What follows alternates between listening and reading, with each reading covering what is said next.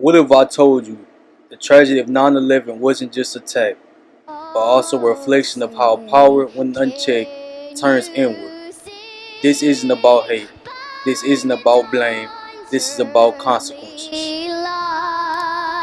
What so proudly we hailed at the twilight's last gleaming, whose bright stripes and bright stars through the perilous fight o'er the ramparts we watched were so gallantly streaming, and the rockets rang alert, the bombs bursting in air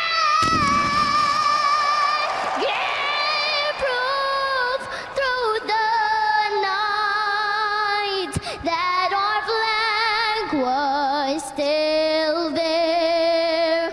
Oh, say does that star-spangled banner wave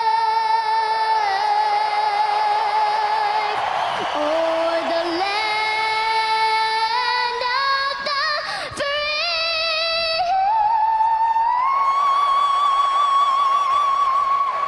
and the home of the brave.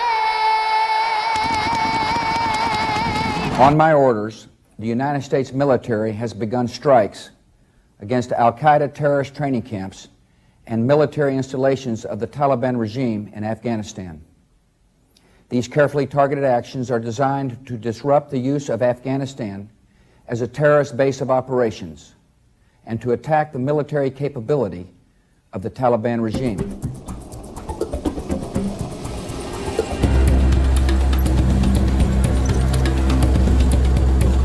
Deep inside Kuwait, close to the Iraqi border, American forces start another day waiting for orders to go to war.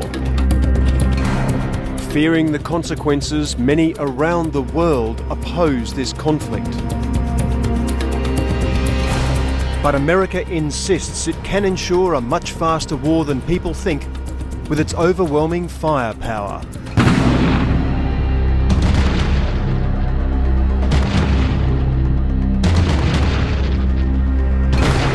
Here in the Kuwaiti desert, US forces are gearing up for a massive ground assault on Iraq.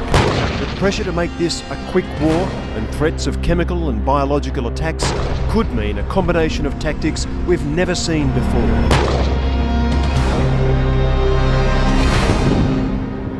And we'll have three phases, I think. The first phase will be a kind of air war where they can bombard Baghdad and they can use a smart weapon in this.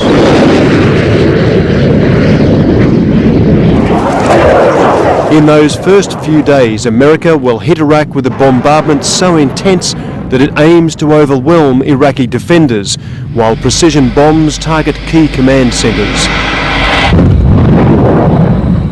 With the targeted missiles, with the precision on specific targets that will be in this war, as I understand it, less targeted on civilian areas and more targeted on all the symbols of power and all the symbols of the regime. After that, they're going to go for a grand attack using the Iraqi opposition from the north and the south. And they're going to have the Iraqi border or the periphery of the Iraq will be collapsing. I'm not here to point fingers. I'm here to ask the hard questions. We've been avoiding for 2 decades. After 9/11, the United States launched one of the most advanced military campaigns in human history. But before we dropped the first bomb, we trained the very people who would later stand against us. U.S. National Security Advisor Brzezinski flew to Pakistan to set about rallying resistance. He wanted to arm the Mujahideen without revealing America's role. On the Afghan border near the Khyber Pass, he urged the soldiers of God to redouble their efforts. We know of their deep belief in God, and we are confident that their struggle will succeed. You know, that land over there is yours. You'll go back to it one day because your fight will prevail and you'll have your homes and your mosques back again because your cause is right and God is on your side.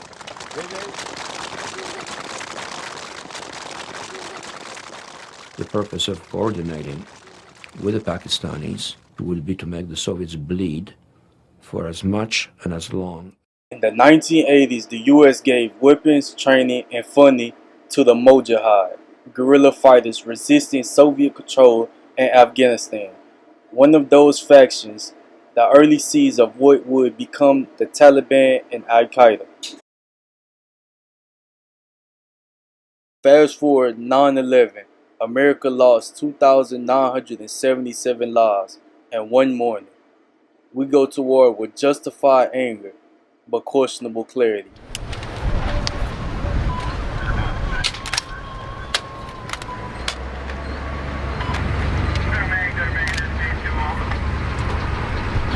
We all talk about how when we're going to go home, how proud we're going to be combat vets. I mean, how many people can say that they're combat veterans? You know, 19 years old, I fought in a war. That's awesome. Nothing can beat that. That's the coolest thing in the world, you know. It'll be fun to look back on. Just waiting to get to that point where I can look back on it. Yeah.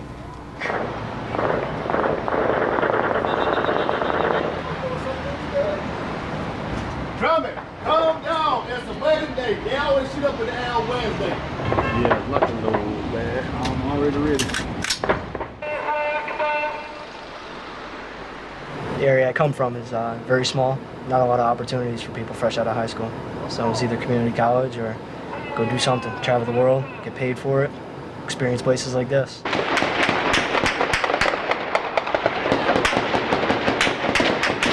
U.S. troops have withdrawn from Afghanistan, ending America's longest war. With the Taliban we pushed out in 2001 back in control of that country again.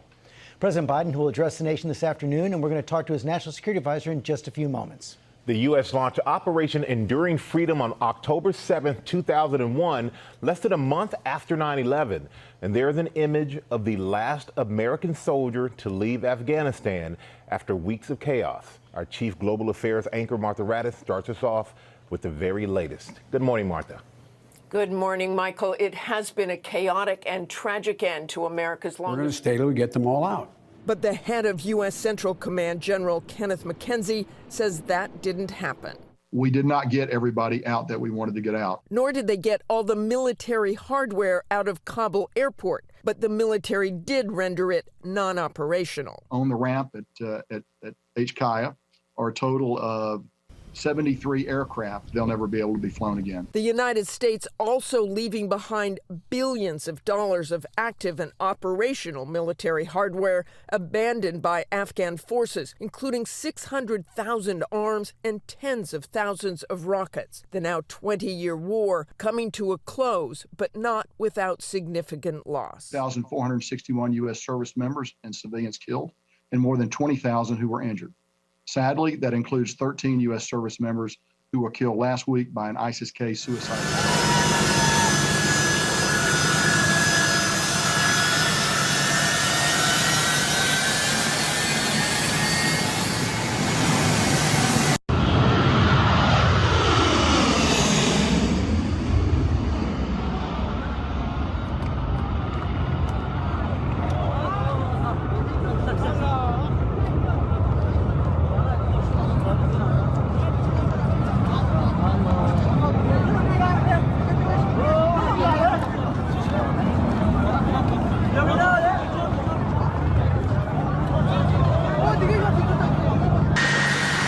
No, extra so. Was it all necessary? Could we have gotten Bin Laden with surgical precision? Without full-scale war? Maybe. But when you play chess with real lives, The game doesn't always end the way you want it to. First room on the left, covered with blood, and multiple people either died or were wounded in that room. On the right, there's a room that's absolutely ransacked. There are computers whose hard drives have been taken away. Then you see blood going up the stairs, and right behind me there, if you can see the trees down on the corner, that's only about 1,000 feet from the house. That's the Pakistani Military Academy. That is the equivalent of West Point. And there's a lot of questions today about West Point being so close to the house where bin Laden was killed. This video isn't about disrespecting those who serve. I honor every man and woman who put boots on the ground. It's about asking, how do we prevent this from happening again? Because we can't afford to turn future enemies in the name of temporary power. We can't let history repeat itself in new uniforms. And as a generation rising, we have to be better, stronger, smarter, and more sovereign.